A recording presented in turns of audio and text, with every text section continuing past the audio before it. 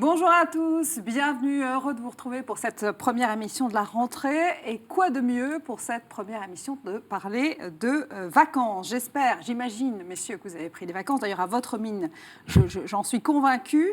En France, le nombre de jours de congé minimum est de 5 semaines, mais certaines conventions collectives sont plus généreuses. À cela s'ajoutent évidemment les RTT qui varient selon les entreprises et tout cela, mis bout à bout, finit quand même par faire pas mal. La question que nous poserons donc aujourd'hui, c'est en France, y a-t-il trop ou pas assez de vacances? Quelque chose me dit Jean-Eudes Tesson que le chef d'entreprise que vous êtes va trouver qu'il y a trop de vacances et que le responsable syndical que vous êtes, Joseph Touvenel, va me dire je ne suis pas d'accord. Peut-être, d'ailleurs, ai-je tort. Jean-Eudes Tesson, alors trop, pas assez de vacances, comment ça se passe dans votre entreprise, vous? Comment est-ce qu'on fixe le nombre de jours de congés payés? Je suis déjà concerné moi-même. Vous en prenez? J'en prends parce que j'en ai besoin. Et justement, dans mon entreprise, on applique la règle 5 semaines, mais effectivement, comme vous le disiez tout à l'heure, pour les cadres, on ajoute les RTT, et effectivement, mais on pourrait ajouter aussi les jours fériés pour comparer aux pays européens. Et je voudrais simplement dire que les vacances, c'est quelque chose, les congés payés plus exactement, c'est quelque chose qui peut être très injuste. Parce qu'en fait, les congés payés, c'est fait pour que l'on puisse se reposer. Mais on n'a pas tous les mêmes besoins de repos, selon notre fonction dans l'entreprise, la nature du travail, selon notre forme physique aussi, notre capacité à résister aux efforts. Oui, il faudrait fixer le nombre de congés payés en fonction de la pénibilité de son travail? Je ne dis pas ça parce que justement, c'est très injuste. On n'a pas tous les mêmes... Il y a des entreprises où il y a beaucoup plus de vacances que dans d'autres aussi. Dans la fonction publique, c'est dément par rapport au privé aussi. Donc c'est sans doute un élément de rémunération. Mais je dis que dans l'idéal, on devrait pouvoir répondre aux besoins de repos. C'est fait pour ça. Mais et de ce fait, c'est injuste.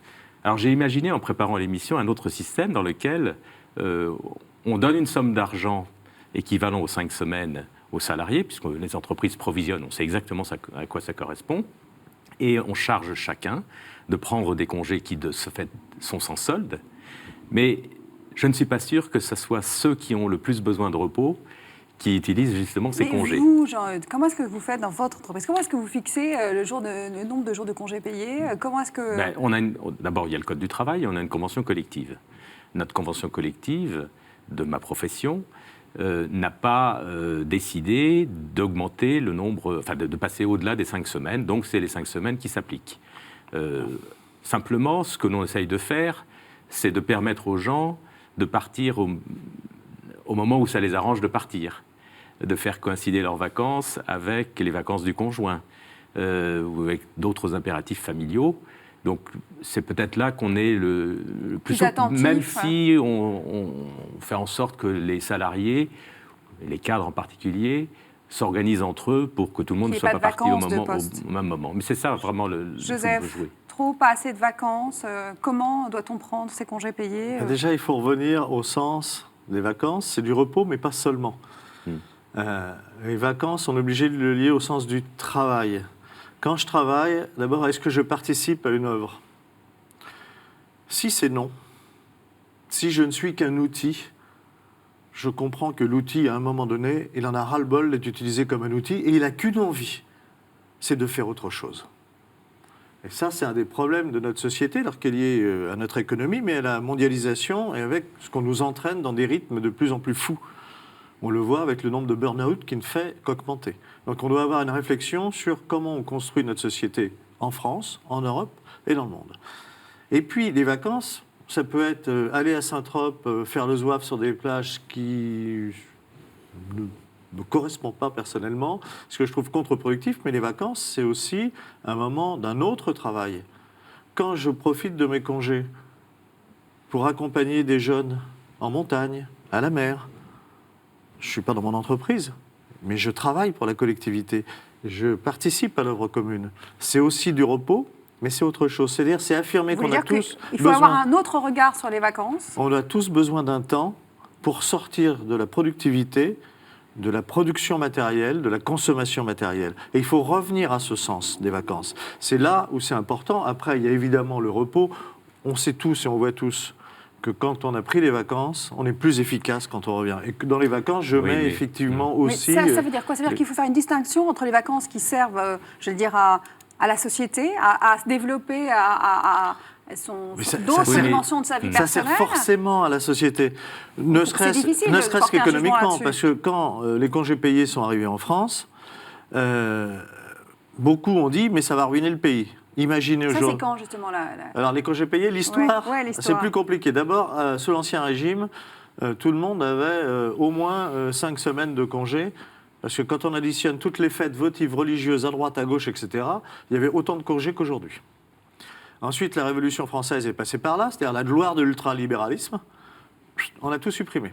Il a fallu attendre le Second Empire, Napoléon III, qui a redonné des congés payés, me semble-t-il, 15 jours aux fonctionnaires d'État. Et seulement aux fonctionnaires. Et simplement aux fonctionnaires d'État. Ensuite, certains métiers l'ont fait, etc. Après la guerre de 14-18, la Chambre Bleu Horizon, 3 fois, l'Assemblée nationale Bleu Horizon, 3 fois a voté les congés payés. En 1928, en 1931 et en 1932. À chaque fois, ça a été retoqué par le Sénat de gauche, radical socialiste. Parce que les bourgeois de gauche ne voyaient pas pourquoi la classe ouvrière allait... Alors que ceux de la classe Bleu Horizon, pourquoi ça s'appelait Bleu Horizon? Parce qu'ils avaient été dans les tranchées, ils avaient souffert avec le monde ouvrier. Et donc, ils ont voulu faire... Il y avait un souci de la condition ouvrière. Absolument. Et il a fallu ensuite attendre 1936 pour avoir... je rappelle d'ailleurs que dans le programme de la gauche en 1936, les congés payés n'y étaient pas. Mais il y a eu, en fait, c'était très anecdotique, c'est que il y avait un... Alors, je ne sais pas s'il était cadre ou employé dans un journal qui était le journal, je crois qu'il s'appelait l'Information, qui a réclamé, qui a obtenu dans son journal, et Léon Blum a appris ce qui se passait, et c'est un peu comme ça que l'idée est venue de le généraliser. Parce que Léon Blum écrivait des articles dans le journal en question. Exactement. Les journalistes parfois font de belles choses. Mais ce dont parle Joseph, sous l'Ancien Régime, c'était des congés, mais pas forcément payés. Ce qui n'est pas tout à fait la même chose. Et il faut distinguer le principe de prendre des congés et le fait qu'ils soient payés. Alors pourquoi ils n'étaient pas payés? Parce que globalement, il n'y avait pas de salariés. Il n'y avait pas de salariés, voilà, exactement. Mais la différence, elle est essentielle. Parce que le fait de les payer rend un peu obligatoire la prise de congés. C'est-à-dire que dans les congés payés, il y a le droit de les prendre, et puis il y a le devoir de prendre les congés. Et si je reprends la mauvaise idée que j'évoquais tout à l'heure, c'est-à-dire de donner une somme d'argent et que les gens partent sans être payés plus, c'est clair que ceux qui auront besoin d'argent ne prendront pas de congés, ce qui est un mauvais calcul d'ailleurs pour l'employeur, parce que s'ils ne se reposent pas, et j'insiste sur le repos, et puis en fait ils seront malades et ils ne travailleront plus du coup. Depuis 1982 et la 5e semaine de congés payés, les syndicats, Joseph, n'ont plus réclamé de nouvelles semaines de congés payés, de nouveaux jours. Pourquoi? Ils se sont tournés vers plutôt la semaine de travail, les 35 Merci pour cet hommage aux organisations syndicales qui se montrent responsables, parce qu'on ne peut pas rajouter. D'abord, quand on dit 5 semaines, effectivement, c'est globalement 5 semaines en France, mais il y a des secteurs où ils ont beaucoup plus.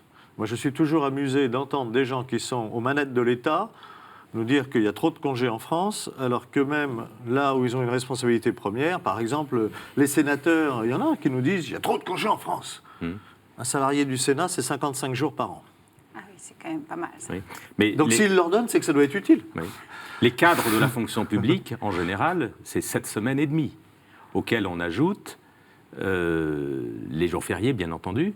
Mais la difficulté pour cela, souvent, et j'en connais, c'est d'avoir la capacité de prendre tout ce à quoi ils ont droit. Donc là, on arrive aux limites de la correspondance entre le besoin et puis la possibilité. Mais pourquoi cette distorsion? C'est une question historique? C'est une question... Est-ce qu'il y avait une vraie raison au départ? Le poids des syndicats. Quand on est plus proche du pouvoir, on se fait mieux entendre du pouvoir. Oui. Et donc c'est sûr que les sénateurs qui fréquentent des gens qui travaillent tous les jours avec eux, ils sont plus sensibles à leurs demandes qu'aux cantonniers du fin fond de la Creuse. Mais il y a aussi...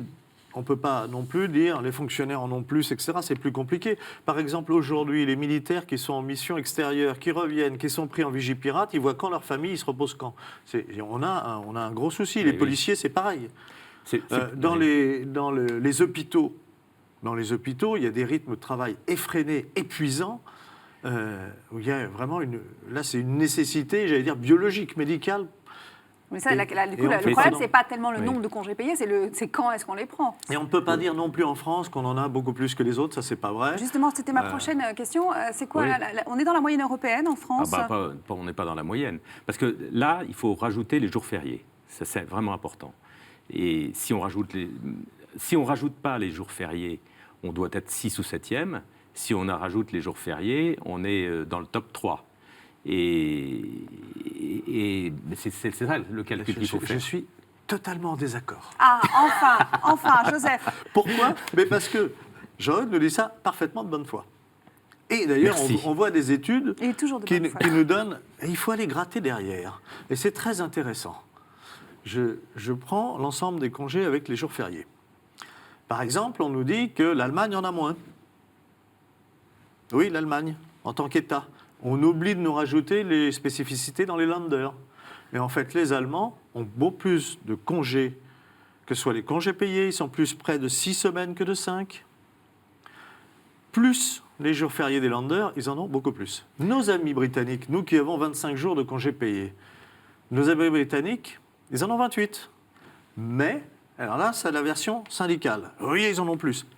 Mais chez les Britanniques, les employeurs peuvent déduire les jours fériés. Oui. D'accord. C'est-à-dire rester à 28 jours. Alors certains le font, certains ne le font pas. Et moi, ce qui m'agace, c'est de voir des gens qui, normalement, font les études, publient des tableaux, qui n'ont pas l'honnêteté de nous dire tout ça est beaucoup plus complexe. Il y a aussi des pays, en France, quand un jour férié tombe un dimanche, il est perdu, il n'est pas récupéré. Il y a des pays où on récupère. Où, quand le jour férié tombe un dimanche, eh bien, on ne travaille pas le lundi. Et vous voyez, donc en fait, on est globalement dans la moyenne, et plutôt dans la fourchette basse de la moyenne, ce qui a été ma grande surprise. Jean-Eudes, ça sera le mot de la fin. Alors oui, moi ce que je voulais réagir et insister sur le fait, après ce qu'avait dit Joseph, sur cette injustice qu'il y a, c'est-à-dire cette non-correspondance entre les besoins et ce qui est accordé. Et Joseph, prenant comme exemple des professions qui ont vraiment besoin de congés, dans les mêmes métiers, il y a des postes pour lesquels il n'y a pas le même besoin de repos. Et pourtant, ils ont 7 semaines et demie ou 8 semaines dans les hôpitaux, par exemple, et tout le monde dans un hôpital n'a pas besoin de 7 semaines et demie ou 8 semaines. Peut-être que tout le monde a le même besoin de temps en famille, le même besoin pour la spiritualité, le même besoin pour la vie personnelle. On s'arrêtera sur ce mot toujours apaisant de Joseph. Voilà, merci à tous les deux. Je vous souhaite à tous une bonne rentrée. J'espère que les vacances ont été bonnes et que vous avez pu reprendre tranquillement. À la semaine prochaine.